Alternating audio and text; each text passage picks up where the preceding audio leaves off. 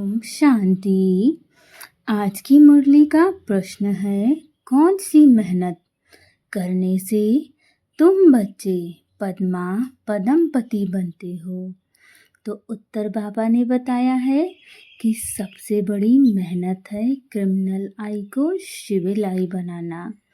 हमारे बहुत सारे विकारों का मुख्य कारण हमारी आँखें होती हैं, क्योंकि जब हम बार बार गलत देखते हैं तो उनके संकल्प हमारे अंदर आने लगते हैं और हमारे संकल्प भी हमारा कर्म बनते हैं, और जो हमारा कर्म बनता है वो हमारा भाग्य बनता है। और भाग्य जो हमारे जीवन में अच्छा बुरा हो रहा है, उन सब का कारण हमारा भाग्य या फिर इनडायरेक्टली कहिए हमारे कर्म होते हैं। इसीलिए हमें अपनी आई को क्रिमिनल आई से सिविल आई बनाना होगा। हमें अपने आप को बार बार इस बात का ध्यान दिलाना होगा कि हम आत्मा विशेष गुणधारी हैं, तो हम अन्य आत्माओं के अवगुणों को भला कैसे देख सकते हैं।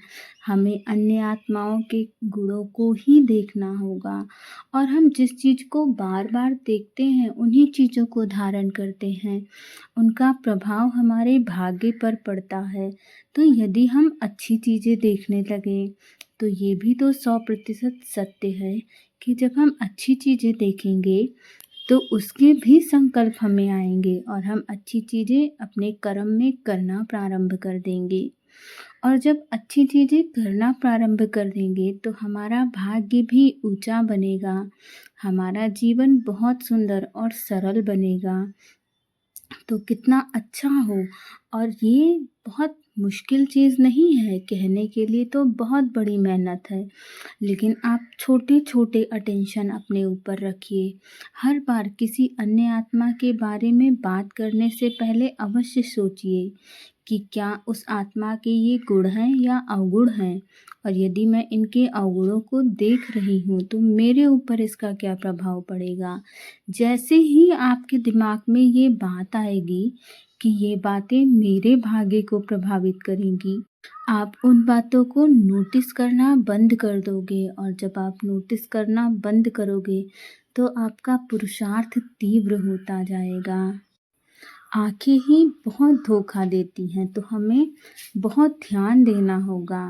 आँखों को सिविल बनाने के लिए बाप ने युक्ति बतलाई है। हमसे बहुत सारी गलतियाँ होती हैं, हमारे अंदर बहुत सारी कमियाँ और कमजोरियाँ हैं, परंतु बाबा अपनी मुरली के माध्यम से हमें प्रतिदिन कुछ ना कुछ ज़रूर बताता है, जिससे हम अपने आप को और निखारें, हमारा भाग्य और सुंदर बने। तो बाबा ने सबसे बड़ा रहस्य बता दिया है कि बच्चे आत्मिक दृष्टि से देखो, हर आत्मा को आत्मा समझो, ना कि शरीर समझो। जब हम किसी भी आत्मा को आत्मा समझते हैं तो जैसे ही आपने आत्मा समझा, सारी कमियां कमजोरियां सब वहीं समाप्त हो जाती हैं, क्योंकि कमियां और कमजोरियां इस शरीर से जुड़ी हुई हैं। और जब हम उस आत्मा को शरीर ना समझकर आत्मा समझते हैं तो आत्मा तो एक ऊर्जा है, उसके अंदर कमियां कमजोरियां नहीं होती हैं। आत्मा हमेशा शक्तिशाली है और शक्तिशाली रहेगी। आत्मा के अंदर कोई कमजोरियां नहीं होती हैं। तो जब आप अन्य आत्माओं को शरीर न समझकर आत्मा समझते हो तो आप चाह के या ना चाह के भी आप उस आत्मा के गुणों को ही देखते हो, और जब आप गुणों को देखते हो तो आपका पुरुषार्थ भी दिखता है, आगे बढ़ता है। देह को नहीं देखना है, मैं आत्मा हूँ, यह अभ्यास पक्का करना है। जितना ज़्यादा आप स्वयं को समझोगे कि मैं आत्मा हूँ, उसी तरह आप अन्य आत्माओं को भी बहुत सरलता से समझ पाओगे कि ये भी एक आत्मा है, ना कि कोई शरीर है।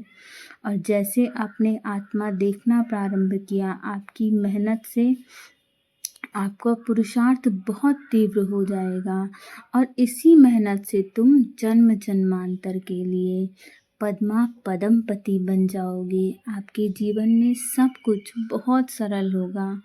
बहुत सरलता से आप हासिल करोगे अपने जीवन की सफलता को, अपने जीवन में अच्छे रिश्तों को, अपने जीवन में व्यापार की तरक्की को। और ये तो इस संसार की बहुत छोटी-मोटी अचीवमेंट्स हैं। जब आपका इस तरह का पुरुषार्थ होगा तो आपको सतयुग की राजाई प्राप्त होगी। आपका भाग्य सितारों की तरह चमकेगा। ओम शांति। यदि आपको ये वीडियो पसंद आए तो इसे लाइक शेयर और सब्सक्राइब ज़रूर करें।